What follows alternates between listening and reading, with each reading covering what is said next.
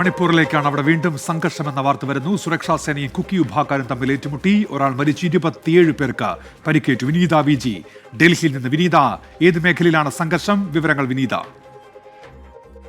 ഉന്മേഷ്, കാങ്പോപ്പിയിലാണ് ഈ സംഘർഷമുണ്ടായത്. ഈ രാഷ്ട്രപതി ഭരണം തുടരുന്ന മണിപ്പൂരിൽ ഈ സമാധാനം പുനഃസ്ഥാപിക്കുന്നതിനുള്ള നടപടികളുടെ ഭാഗമായി ഇന്ന് ബസ് സർവീസ് ആരംഭിച്ചിട്ടുണ്ടായിരുന്നു. ചുരാചന്ദ്പൂരിലും ഒപ്പം തന്നെ കുക്കി ആധിപത്യ മേഖലയായ കാങ്പോപ്പിയിലുമായിരുന്നു ഈ ബസ് സർവീസുകൾ ആരംഭിച്ചിട്ടുണ്ടായിരുന്നത്. പക്ഷേ ഈ സർവീസ് ഈ ആളുകൾ ഇടപെടുകയും ഈ കുക്കി വിഭാഗക്കാരെ തടയുകയും ഒക്കെ ചെയ്തിട്ടുണ്ടായിരുന്നു. പിന്നാലെയാണ് ഈ സംഘർഷത്തിലേക്കടക്കം കാര്യങ്ങൾ എത്തിയത്. സർക്കാർ ബസിന് നേരെ കല്ലെറിയുകയും പ്രതിഷേധിക്കുകയും ചെയ്തിട്ടുണ്ടായിരുന്നു. ഇപ്പോൾ നമുക്ക് ലഭ്യമാവുന്ന റിപ്പോർട്ടുകൾ ഈ സംഘർഷത്തിൽ ഒരു മരണം സംഭവിച്ചിരിക്കുന്നു എന്നുള്ളത് തന്നെയാണ്. അതൊരു വനിതയാണെന്നൊരു സൂചനകളാണ് നമുക്ക് ലഭ്യമായിരിക്കുന്നത്. അത് സ്ഥിരീകരിക്കേണ്ടതായിട്ടുണ്ട്. ഒപ്പം തന്നെ ഈ പ്രതിഷേധക്കാരിലും സുരക്ഷാ സേനകളിൽ നിന്നും ഏതാണ്ട് 27ഓളം പേർക്ക് പരിക്കേറ്റിട്ടുണ്ടെന്നൊരു വിവരം കൂടി ലഭ്യമായിട്ടുണ്ട്. ഈ അക്രമകാരികൾ ഒരു വാഹനത്തിന് തീയിട്ടതായിട്ടും ഒരു റിപ്പോർട്ട് കൂടിയുണ്ട്. സുരക്ഷ വലിയ രീതിയിൽ ആ മേഖലയിൽ ഇപ്പോൾ കൂടുതൽ സുരക്ഷയടക്കം വർദ്ധിപ്പിച്ചിട്ടുണ്ട്.